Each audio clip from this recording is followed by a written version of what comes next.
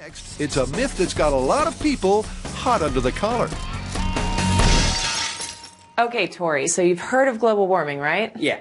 Well, some people think that carbon emissions are increasing the amount of CO2 in the atmosphere and raising the Earth's temperature, therefore causing the polar ice caps to melt, and that's not good. What you're saying is maybe we should test to see if CO2 does increase the temperature in our environment. And while we're at it, I think we should test some other gases to see if they're also contributing. Many people remain unconvinced that CO2 and other greenhouse gases are causing the Earth to warm up.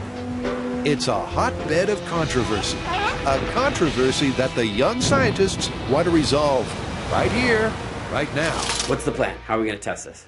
Well, I think we should build a series of greenhouses. We'll fill them with our different greenhouse gases, put some ice inside, and see if it has an effect on the ice melting. That sounds great. But you know what might be kind of cool is instead of just ice, we do ice sculptures.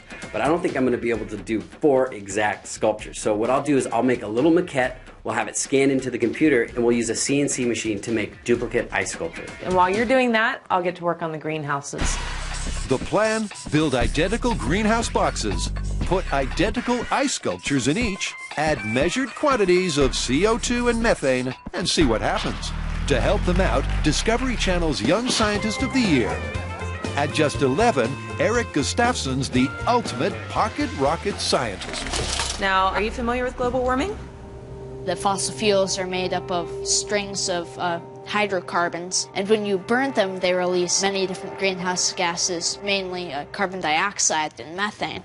Eric's got it down, but for the rest of us, well, here's a graphic. Light waves from the sun travel through the atmosphere and are absorbed by the Earth's surface, warming it up in the process. That heat is then radiated from the surface back to the atmosphere, where gases like CO2 absorb it and in turn heat up, increasing the warmth of our environment.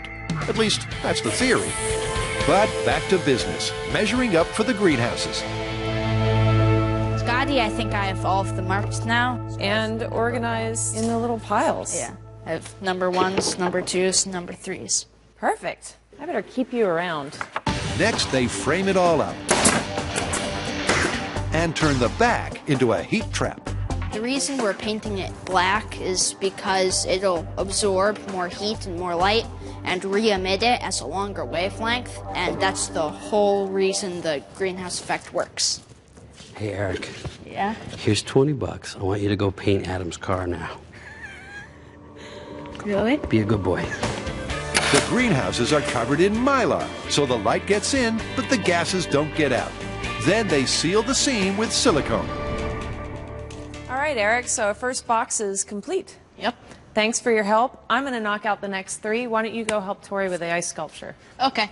Well, that's a move that takes Eric from the greenhouse to the madhouse. So, Eric, you've seen the show, right? Yep. You know what's in this box, right? No. This is a block of C4. You're going to sculpt Adam out of C4, and at the end of the episode, we're going to blow it up. You got to be careful because it's very volatile. I mean, if you drop it, it could go off. Okay. So be careful. Take it slow.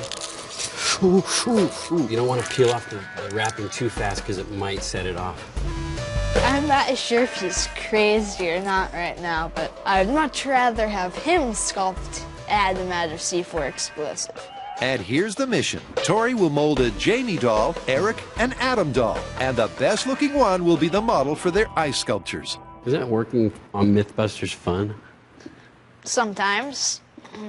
But then there are the times when you could potentially be exploded, so. I know. It's like you got to take the good with the bad. That's what I always say.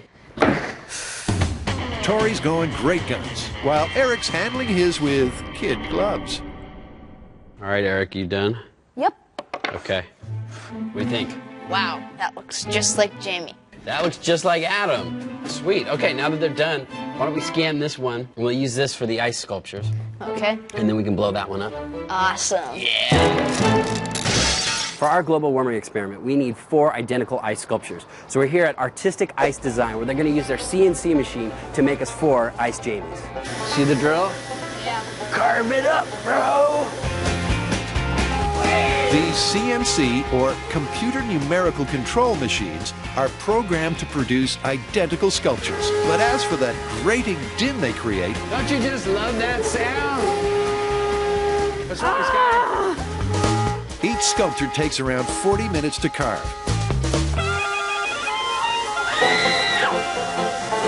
And then 4 identical ice Jamies emerge. Get it, America. You got it? Attaboy. No, let him, he got it. Come on, man. What are you doing? Don't drop him. Now that I have my army of ice Jamies, I'm going to take over the world. But first, I want to see which greenhouse gases cause these ice sculptures to melt faster. Let's go, buddy. Oh. You guys make me one more?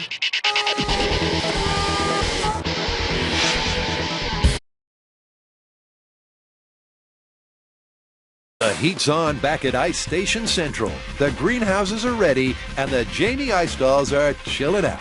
But can their small-scale greenhouses back at M7 really produce a plausible greenhouse effect? The guys head off to consult an expert at UC Berkeley.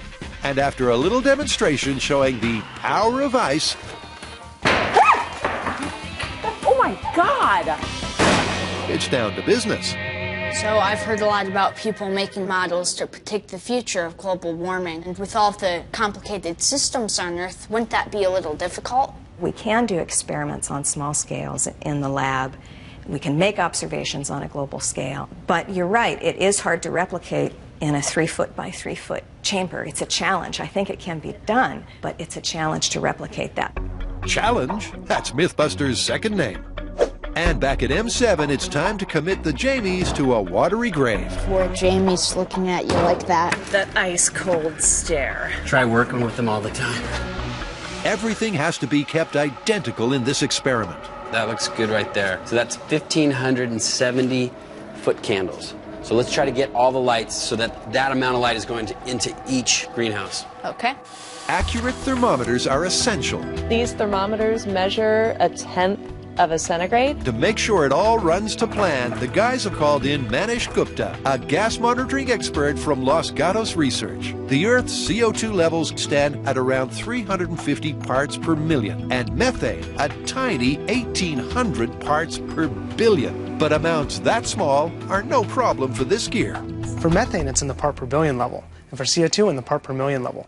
So now they can up the greenhouse gas levels in minutely accurate increments. And once the gases are in, everyone can chill out and watch ice melt. Let's start melting some Jamies.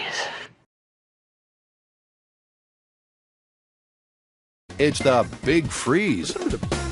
The temperatures have been steady in the control greenhouses, while... The methane and the CO2 have been a degree higher consistently. But after 3.5 hours withstanding the heat, the Jamies finally crack.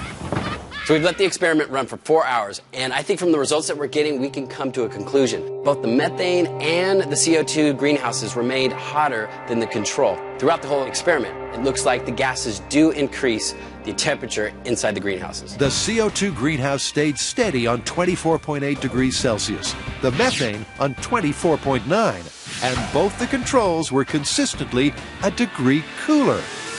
I think that this is showing that CO2 and methane are major culprits for global warming.